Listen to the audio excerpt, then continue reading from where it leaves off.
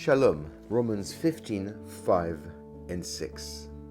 May the God of endurance and encouragement grant you to live in such harmony with one another in accord with Yeshua the Messiah, that together you may with one voice glorify the God and Father of our Lord Yeshua the Messiah.